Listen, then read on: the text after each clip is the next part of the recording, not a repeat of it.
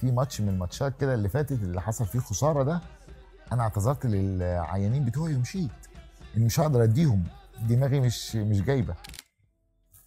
اهلا بيكم في حلقه جديده من مش بس طب. امبارح كنت في السينما، كان في فيلم قوي جدا.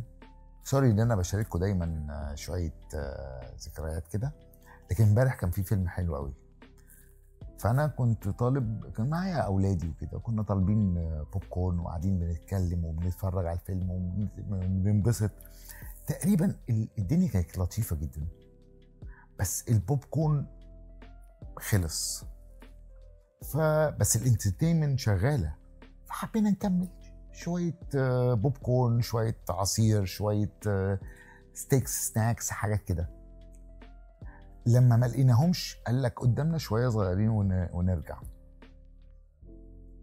يعني اكيد اتضايقنا واكيد اتعصبنا، لان احنا مستمتعين بالموفي ومستمتعين بالامبيانس اللي موجود. هو ده بالظبط اللي انا كنت عايز اتكلم عليه، مش السينما. اولا احنا بنحب حاجه اسمها الاهلي، وبنعشق حاجه اسمها الاهلي، ومتربين طول عمرنا على كميه الفن والدلع والانبساط والبهجه اللي بيسببه لنا الاهلي. وانا عشان طول عمري بحب الاهلي، مش من صغري بس، موضوع صغري دي قالت كتير في كل حته، بس انا بحبها، بس انا بعشقه. والاهلي بالنسبه لي هي الفتره اللي انا بسيب كل حاجه فيها عشان استمتع بالماتش، الموفي الحلو والبوب كورن اللطيف والسناكس والمعرفش ايه. لما الفتره دي يحصل لها دروب، انا ببقى مقريف، مودي مش حلو ومش طايق نفسي، مش عشان انا عصبي، بس عشان انا بحب الاهلي وشايف، عارف، لو الموضوع ان انا شايف ان الاهلي فيه مشاكل كتيره قوي تؤدي ان انا مش هستمتع بالفتره بتاعت الاهلي، بتاعت الماتشات بتاعت الاهلي، او الباث واي بتاع الاهلي في كل حته، ما كنتش هبقى زعلان قوي، هبقى متضايق بس مش زعلان قوي دلوقتي، عشان انا عارف ان انا عندي زي ما بيقولوا كل حاجه. وبدايه الموفي كانت فيري انترستنج خلال الخمس سنين اللي فاتوا، دوري ابطال وكاس العالم للانديه والدوري العام وكميه نجاحات على كل المستويات في الانشاءات والاستاد كل حاجه حلوه.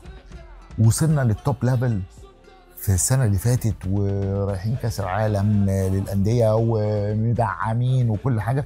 فانا كنت مستني ناكل الاخضر واليابس. عارف انت مرحله الوحش انا كنت مستنيها، بس برضو كنت متوقع ان انا اطلع ادور على فشار في الاستراحه بره، ما الاقيش فشار، ما الاقيش وات ايفر. فاللي حصل هو ده اللي حصل، ان انا فجاه وبدون سابق انذار كاس العالم للانديه كنت فاكر ان انا هنزل ادشدش على اول فريق انتر ميامي، ما حصلش. وبشكل غريب جدا انا بوصل للجون 7 فرص محققه وما بشوفش حاجه. طب ماشي، بالميراث اللي احنا متعودين احنا وهو كل شويه في الامارات بنلعب كاس العالم وفي غيره بنلعب كاس، مره يدوس علينا ومره ندوس عليه، فجاه بدون سابق انذار تفوق العادي. قلت الرطوبه، الحراره، اللعيبه مش ماشيه مع بعضها، المدرب لسه بياخد على الموضوع شويه. عملنا ماتش تاريخي مع بورتو، حاجه عظمه. قلنا بس بداوا يمرج شويه، فتره اعداد لطيفه، قلنا بس احنا هننزل بقى الدوري نتفرج على اللي احنا كنا بنتفرج عليه في الثمانينات والتسعينات، اللي هو اللعب الجميل، اللي هو احنا بنكسب طول الوقت ومبسوطين ان احنا بنكسب وبناخد حاجات كتير بتخلينا الفرحه عارمه والنفسيه في السماء، وانا بعشق الكلام ده طبعا. بس انا بحب برضو ان انا عندي جبت كميه لعيبه كويره، فحبيت ان انا اتفرج على كل حاجه من الحاجات دي، خبطه في وقعه في خبطه في وقعه. الناس كلها يعني انا من الناس ان انا اليوم بتاعي بيتقفل.